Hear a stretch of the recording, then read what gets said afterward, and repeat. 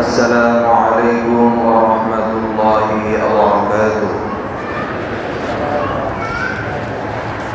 الحمد لله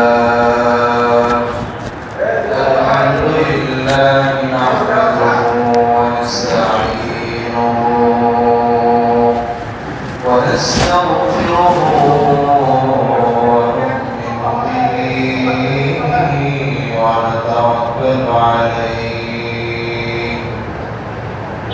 ونعوذ بالله من شرور أنفسنا ومن سيئات أعمالنا. من يهده الله فلا مضل له ومن يضلله فلا هادي له.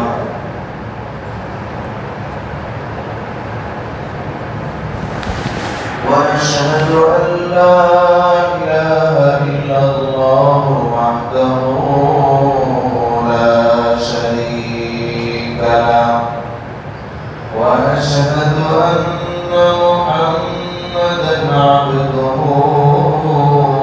ورسوله. أما بعد فأعوذ بالله من الشيطان الرجيم. بسم الله الرحمن الرحيم. سبحان الذي أسرى بعبده ليلا من المسجد الحرام إلى المسجد الأقصى الذي باركنا حوله لنريه من آياتنا إنه هو السميع البصير. وقال رسول الله صلى الله عليه وسلم عن أبي ذر رضي الله عنه قال: قلت يا رسول الله أي مسجد فتح في الأرض أول؟ قال: المسجد الحرام. ثم أي؟ قال: المسجد الأقصى. كم بينهما؟ قال: 40 سنة أو كما قال عليه الصلاة والسلام.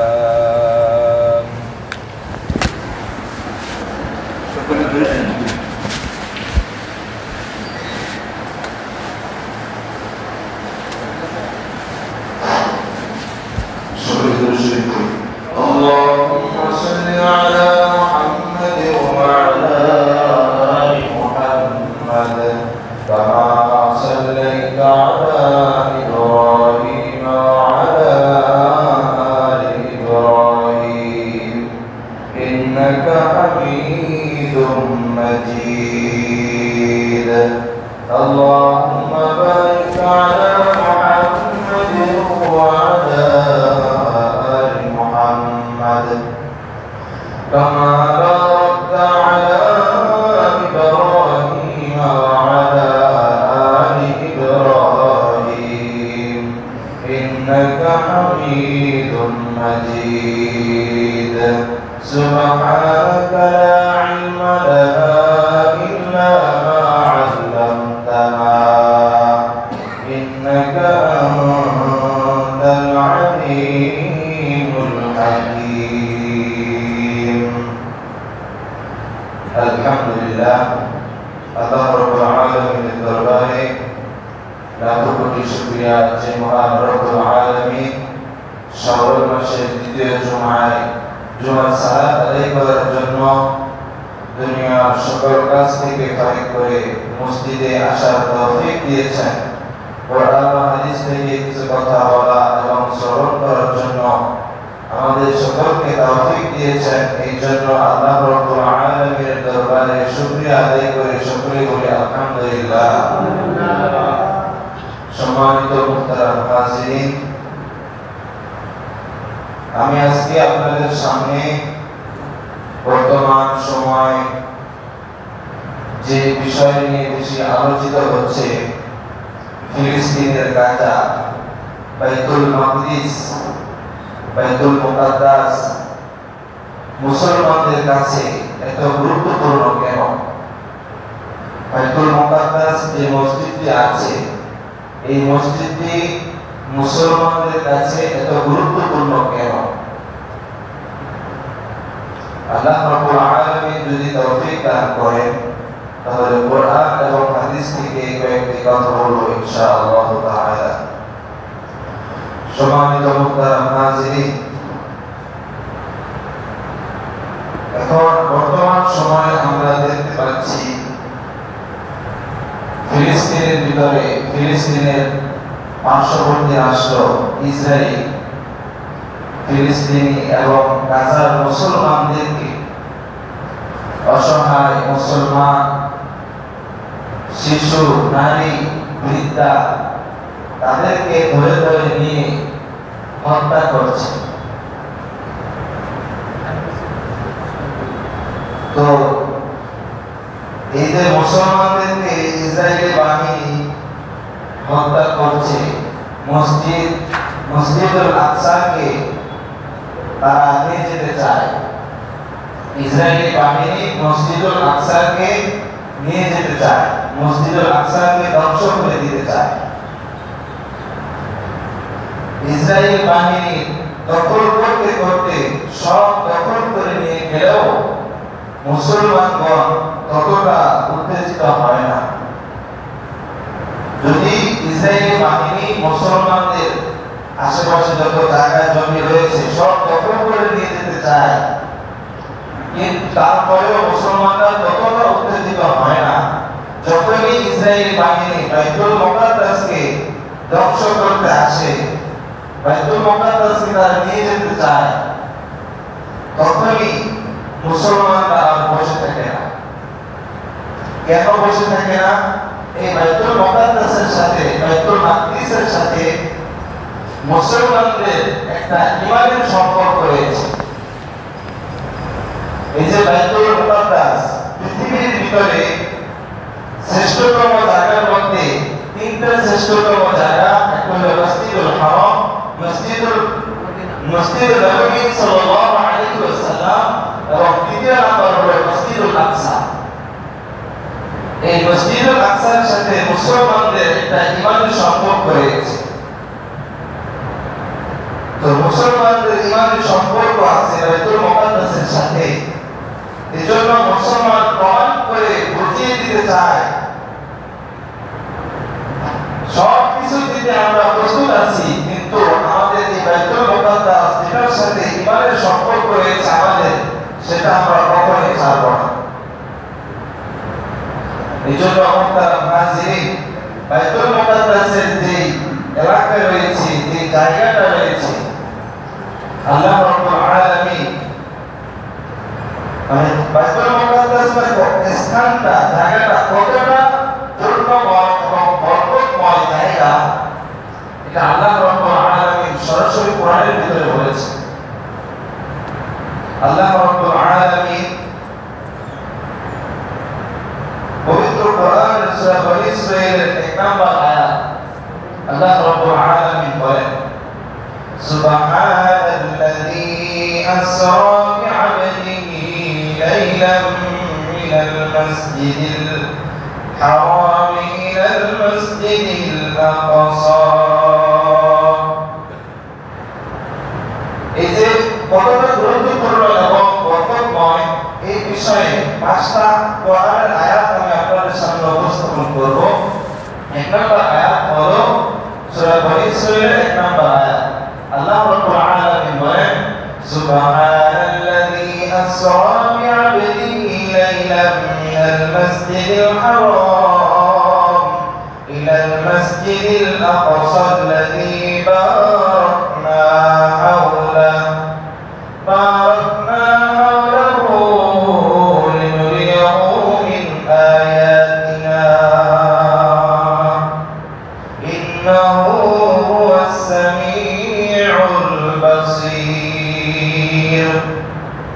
الله رب العالمين বলেন পবিত্রতা সুবহানাল্লাযী আসরা বিআবদিহি লাইলান মিনাল মাসজিদিল হারাম পবিত্রতা বর্ণনা করছি ওই সত্তা যিনি তার বান্দাকে আসরা বিআবদিহি যিনি তার বান্দাকে লাইলান মিনাল মাসজিদিল হারাম মসজিদে হারাম থেকে আমরা মেরাজের ঘটনা অনেকেই কম বেশি শ্রবণ করেছি অনেকেই শুনেছি যে আল্লাহ রাব্বুল আলামিন মক্কাতুল মুকাররমা থেকে বাইতুল মুকাদ্দাসে জিবরাইল আলাইহিস সালামের মাধ্যমে সফর করিয়েছেন সুবহানাল্লাযী আসরা বিআবদিহি লাইলান মিনাল মাসজিদিল আকসা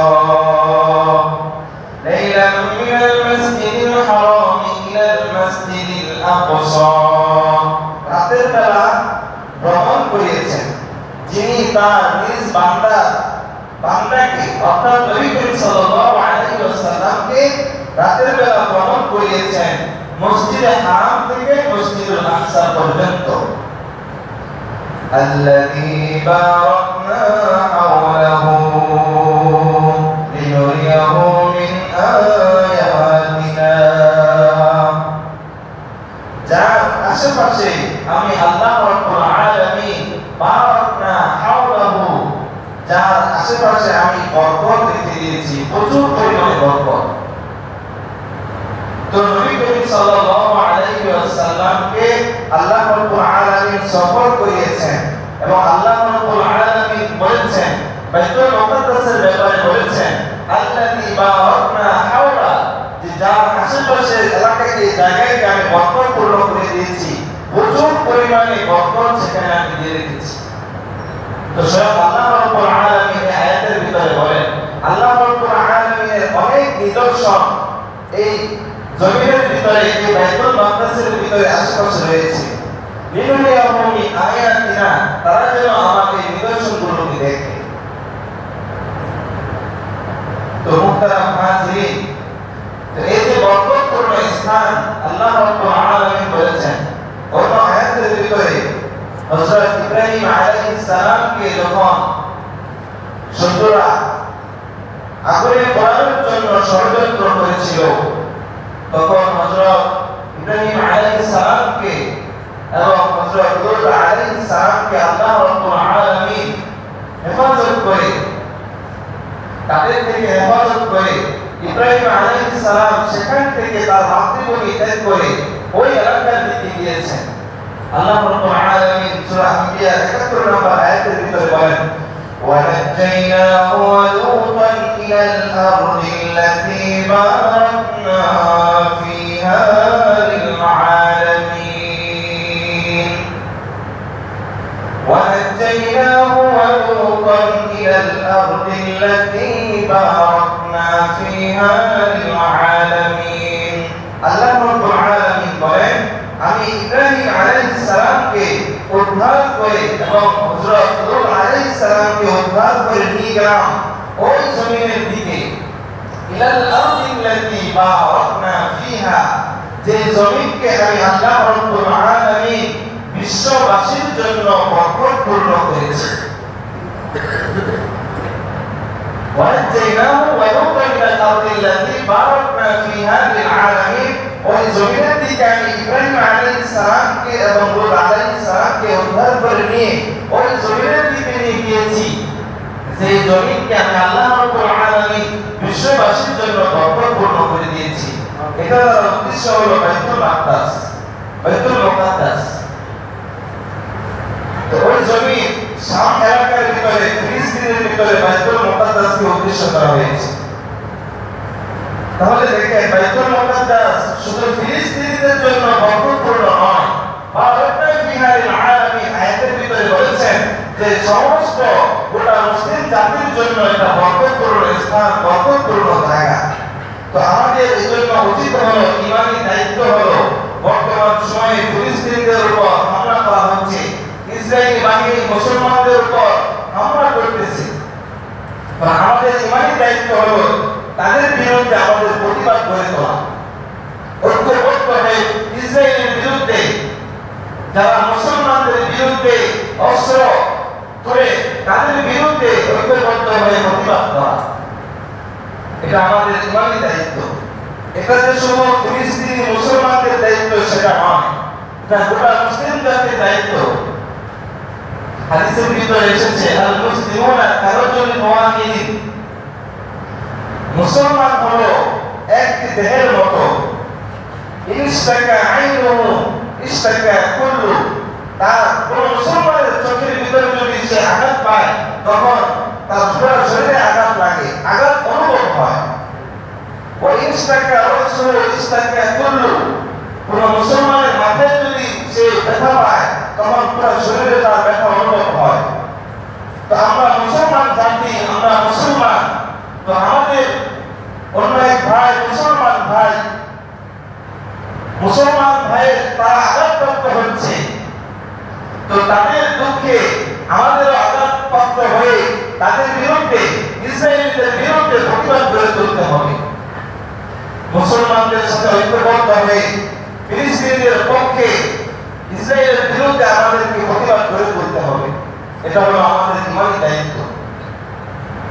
এই হাদিসের ভিতরে এই বিষয়টা ফুটে ওঠে, ইস্তাকা আইনুহু ইস্তাকা কুল্লু ওয়া ইস্তাকা রাসূলু ইস্তাকা কুল্লু।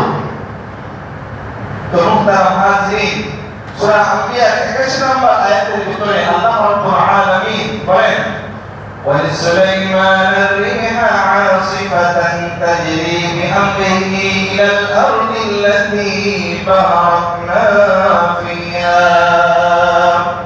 আল্লাহ রাব্বুল আলামিন বলেন, আমি সুলাইমান আলাইহিস সালামের জন্য বাতাসকে অনুগামী করে দিয়েছি। আল্লাহ রাব্বুল আলামিন সুলাইমান আলাইহিস সালামকে এমন রাজত্ব দিয়েছিলেন যে এই যে বাতাস চলতেছে, সুলাইমান আলাইহিস সালাম যদি বাতাসকে বলতেন তুমি এভাবে যাও, বাতাস সেভাবে যাইত, যেভাবে বলতেন সেভাবে বাতাস পরিচালিত হতো। আল্লাহ রাব্বুল আলামিন সেই ক্ষমতা হযরত সুলাইমান আলাইহিস সালামকে দিয়ে দিয়েছিলেন। তো আল্লাহ রাব্বুল আলামিন বলেন, وَلِسُلَيْمَانَ الرِّيحَ عَاصِفَةً تَجْرِي بِأَمْرِهِ إِلَى الْأَرْضِ الَّتِي بَارَكْنَا فِيهَا। আমি সুলাইমান আলাইহিস সালামের জন্য বাতাসকে অনুগামী করে দিয়েছি।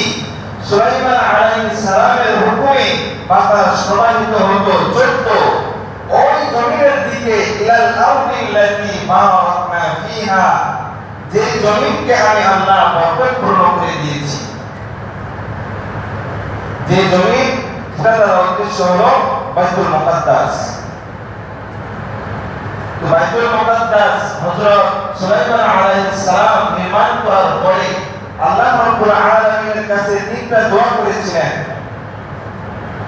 যে হে আল্লাহ, আমার ফয়সালা যেন আপনার ফয়সালা মতো হয়। একটা দোয়া করেছিলেন, আমার ফয়সালা, আমি যে ফয়সালা দেব এটা যেন আপনার মতো হয়ে যায়।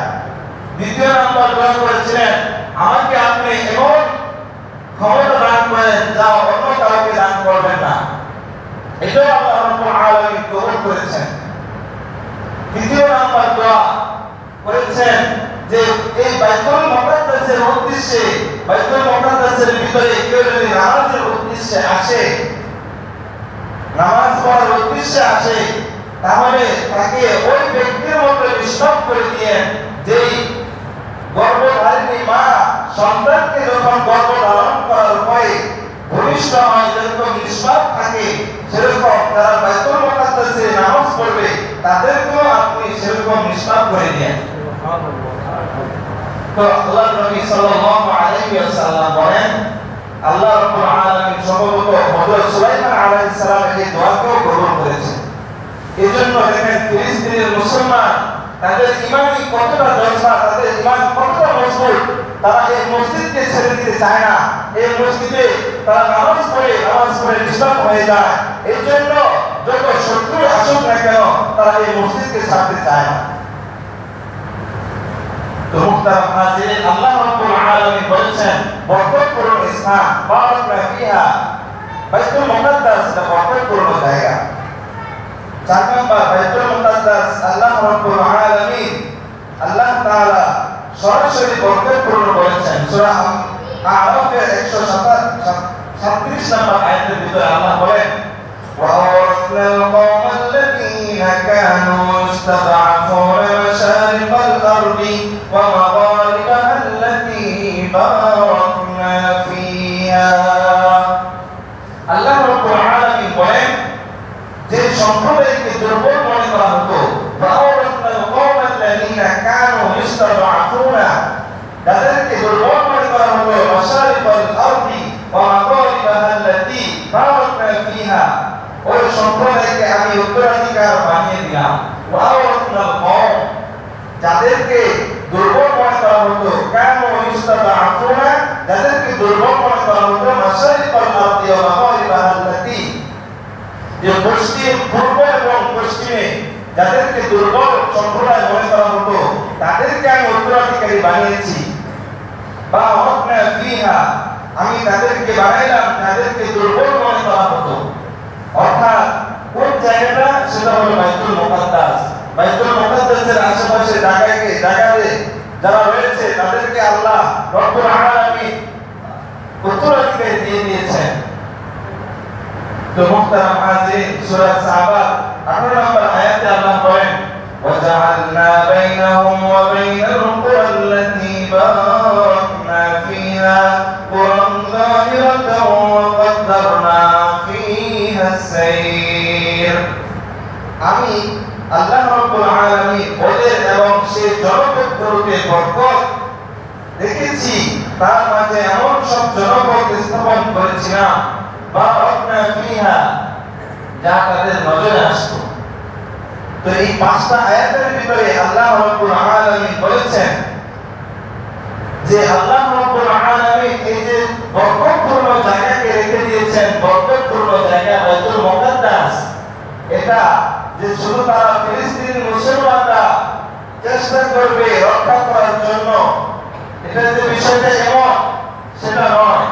এটা হলো সারা গোটা মুসলমান জাতির ইমানি দায়িত্ব যে ফিলিস্তিনের মুসলমানদেরকে এবং বাইতুল মুকাদ্দাস কিভাবে রক্ষা করা যায় এর জন্য মুসলমান ঐক্যবদ্ধ হয়ে প্রতিবাদ করা। তো মুহতারাম হাজিরিন, বাইতুল মুকাদ্দাস এটাকে কেন আমরা রক্ষা করব? এটা প্রশ্ন আসে না? এই যে বাইতুল মুকাদ্দাসকে কেন আমরা রক্ষা করব, কেন এটা আমাদের ইমানি দায়িত্ব, এটার কয়েকটা কারণ আমি আপনাদের সামনে উপস্থাপন করব ইনশাআল্লাহ তাআলা। প্রথম কারণ হলো নবী করিম সাল্লাল্লাহু আলাইহি ওয়াসাল্লাম নবুয়ত পাওয়ার পরে বাইতুল মুকাদ্দাস ছিল প্রথম কিবলা।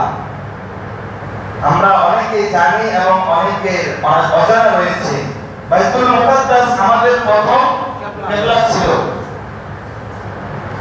তো নবী করিম সাল্লাল্লাহু আলাইহি ওয়াসাল্লামের এক সাহাবী হযরত বারা ইবনে আযিব রাদিয়াল্লাহু তাআলা আনহু বলেন কানা রাসূলুল্লাহ সাল্লাল্লাহু আলাইহি ওয়াসাল্লাম সাল্লা নাহওয়া বাইতুল মাকদিস 16 আও 17 শাহরা।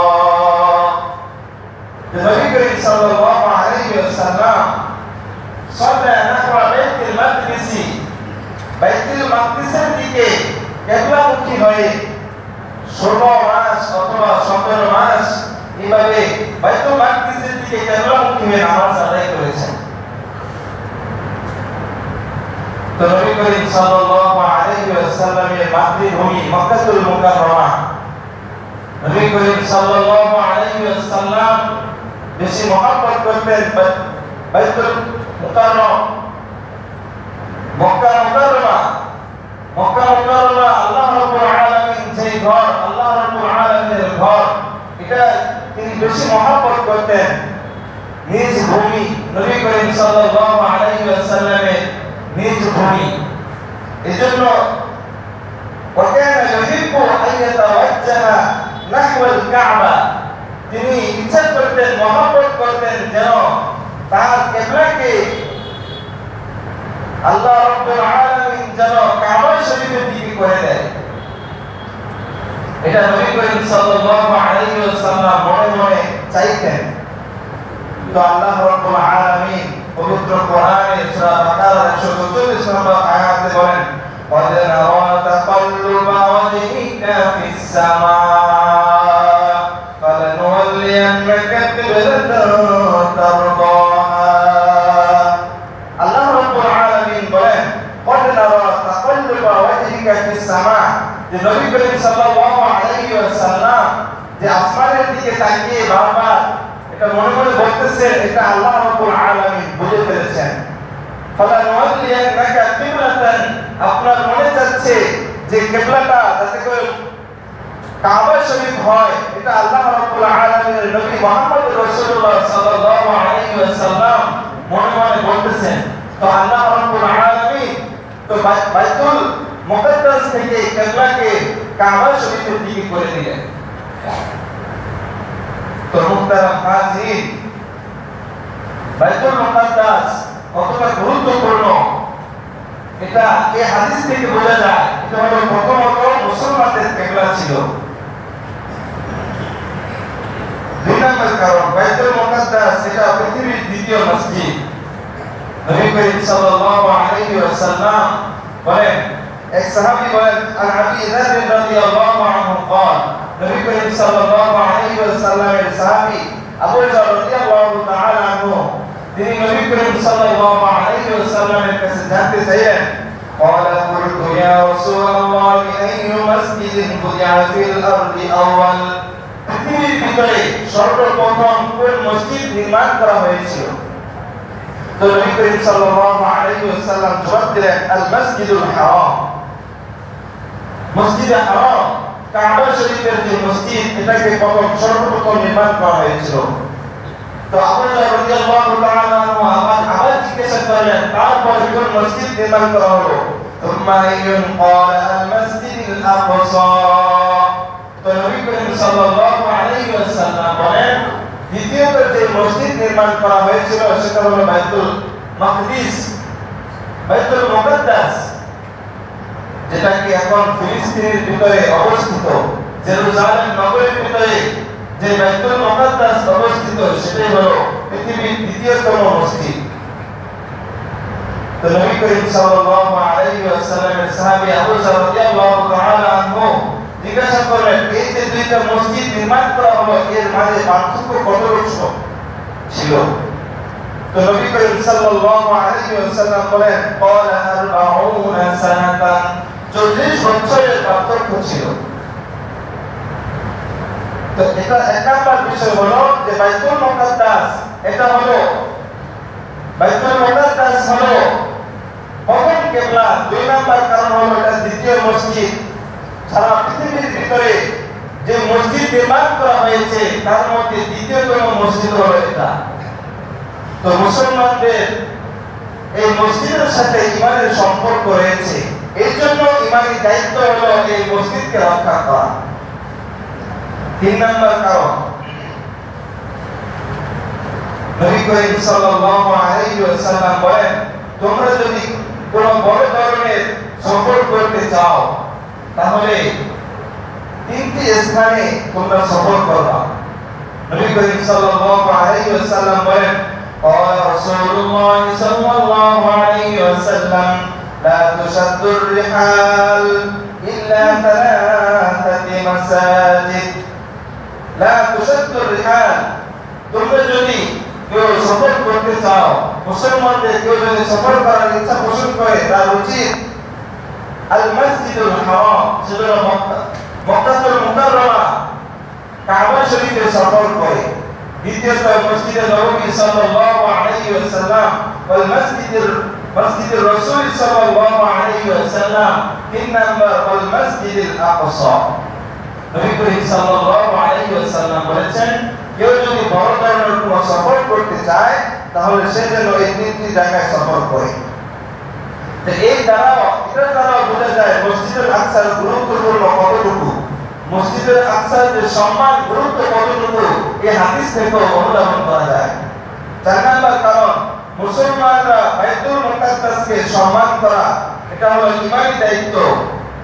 এজন্য আমরা মুসলমানগণ বাইতুল মুকাদ্দাসকে সম্মান করব। 4 নম্বর কারণ হলো আমাদের নবী মুহাম্মদুর রাসূলুল্লাহ সাল্লাল্লাহু আলাইহি ওয়াসাল্লাম বাইতুল মুকাদ্দাসে নামাজ আদায় করেছেন। স্বয়ং মুহাম্মদুর রাসূলুল্লাহ সাল্লাল্লাহু আলাইহি ওয়াসাল্লাম মিরাজের রজনীতে বাইতুল মুকাদ্দাসে সকল নবীদেরকে নিয়ে ইমামতি করেছেন। তো আমাদের নবী মুহাম্মদুর রাসূলুল্লাহ সাল্লাল্লাহু আলাইহি ওয়াসাল্লাম যে মসজিদে নামাজ আদায় করেছেন ওই মসজিদকে আমরা কখনো ছেড়ে দিতে পারি না। ইহুদি খ্রিস্টান শত্রুদের হাতে কখনো ওই মসজিদকে আমরা ছেড়ে দিতে পারি না। এটা হলো মুসলমানদের একটা ঐতিহ্য, মুসলমানদের একটা ঈমানের স্থাপনা হলো বাইতুল মুকাদ্দাস। এই জন্য শত্রুদের হাতে এই মসজিদকে কখনো ছেড়ে দেওয়া যাবে না। 5 নম্বর কারণ হলো 6 নম্বর কারণ নবী করিম সাল্লাল্লাহু আলাইহি ওয়াসাল্লাম বাইতুল মুকাদ্দাসকে হাউজে কাউসারের সাথে তুলনা করেছেন। নবী করিম সাল্লাল্লাহু আলাইহি ওয়াসাল্লাম বলেন ইন্নালি হাউজাম মা বাইনাল কাবাতি ওয়া বাইনাল মাকদিস। নবী করিম সাল্লাল্লাহু আলাইহি ওয়াসাল্লাম বলেন আমাকে আল্লাহ রাব্বুল আলামিন একটা হাউজে কাউসার দান করবেন যার দূরত্ব হবে কাবা থেকে বাইতুল মুকাদ্দাস পর্যন্ত। তো নবী করিম সাল্লাল্লাহু আলাইহি ওয়াসাল্লাম হাউজে কাউসারের সাথে বাইতুল মুকাদ্দাসকে তুলনা করেছেন। মুহতারাম হাজির, 7 নম্বর কারণ হলো বাইতুল মুকাদ্দাসের আশেপাশে যারা আছে কিয়ামত পর্যন্ত তাদের মধ্যে থেকে একটি দল ইসলামের উপর ঈমানের উপর অটল থেকে যুদ্ধ করবে। একটা দল অটল থাকবে কিয়ামত পর্যন্ত, যুদ্ধ করতে থাকবে। আল্লাহর নবী সাল্লাল্লাহু আলাইহি ওয়াসাল্লাম বলেন قال رسول الله صلى الله عليه وسلم لا تزال طائفة من أمتي على الدين ظاهرين। নবী করিম সাল্লাল্লাহু আলাইহি ওয়াসাল্লাম বলেন কিয়ামত পর্যন্ত আমার উম্মতের মধ্যে একটি দল সর্বদা হকের উপর অটল থাকবে। সাহাবায়ে কেরাম জানতে চাইলেন তারা কারা? তো নবী করিম সাল্লাল্লাহু আলাইহি ওয়াসাল্লাম বলেন তারা হলো বাইতুল মুকাদ্দাসের আশেপাশে যারা রয়েছে তারা। তো মুহতারাম হাজিরিন, এজন্য আমাদের ঈমানি দায়িত্ব হলো এই বাইতুল মুকাদ্দাসকে রক্ষা করা, তো তাদের সাথে প্রতিবাদ করা, যুদ্ধ করা। তো এখন প্রশ্ন করতে পারেন যে কিভাবে তাদের বিরুদ্ধে আমরা যুদ্ধ করব? বাংলাদেশের ভিতরে ইসরায়েলে অনেক পণ্য সামগ্রী রয়েছে, আছে না? তো তাদের সাথে এইভাবে আমরা প্রতিবাদ করতে পারি। ইসরায়েলি যত পণ্য রয়েছে বাংলাদেশের ভিতরে সবগুলো আমরা বয়কট করব। এই যে আমরা ইসরায়েলি পণ্য কিনে তাদেরকে যে টাকা পয়সাগুলো দিচ্ছি, তারা ওই টাকা পয়সা দিয়ে অস্ত্র খরিদ করে আমাদের মুসলমান ছোট ছোট শিশু বাচ্চাদেরকে, মা বোনদেরকে তারা হত্যা করছে। এই জন্য প্রতিবাদ করা। মুহতারাম হাজিরিন, পণ্য সামগ্রীর ভিতরে অনেকগুলো বিষয় রয়েছে, অনেকগুলো পণ্য সামগ্রী রয়েছে যেটা মুসলমানরা দাওয়াত খাওয়ার পরে বেশি বেশি ব্যবহার করে। বিশেষ করে 7 আপ, স্প্রাইট, এগুলোকে মুসলমানরা অনেক পছন্দ করে। এই জন্য এগুলো হলো ইসরায়েলি পণ্য। এই সকল পণ্যকে বয়কট করে আমাদেরকে প্রতিবাদ জানাতে হবে। ফিলিস্তিনিদের মুসলমানদের সাথে ঐক্যবদ্ধ হয়ে সারা বাংলা, সারা পৃথিবীর মুসলমান ঐক্যবদ্ধ হয়ে ঈমানি দায়িত্ব হলো যে ইসরায়েলের বিরুদ্ধে প্রতিবাদ করা। আমরা সকলে প্রস্তুত আছি ইনশাআল্লাহ? আগামী 12 তারিখ সোমবারটি উদ্যানে প্রতিবাদ করার জন্য, ইসরায়েলের বিরুদ্ধে প্রতিবাদ করার জন্য ঐক্যবদ্ধ হবে, ডাক দেবে। আমরা চেষ্টা করব সেখানে মিছিলে, বিক্ষোভ মিছিলে একত্রিত হয়ে যাতে করে ইসরায়েলের বিরুদ্ধে প্রতিবাদ একটা গড়ে তুলতে পারি। এজন্য আল্লাহ রাব্বুল আলামিন আমাদের সকলকে তৌফিক দান করেন। আমিন। ওয়া আলহামদুলিল্লাহি রাব্বিল আলামিন।